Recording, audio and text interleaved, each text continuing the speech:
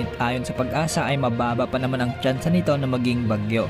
Para sa ating video analysis sa potensyal na bagyong ito, ating gagamitin ang GFS model at ECMWF model. Ayon nga sa ECMWF model, patuloy lamang itong lalapit sa bahagi ng Mindanao bilang isang low pressure area. Pagsapit ng weekend ay posibleng nasa loob na ito ng PAR at pagsapit ng Martes sa susunod na linggo ay bahagyang nasa ilang kilometro na lamang ito ng Surigao del Sur.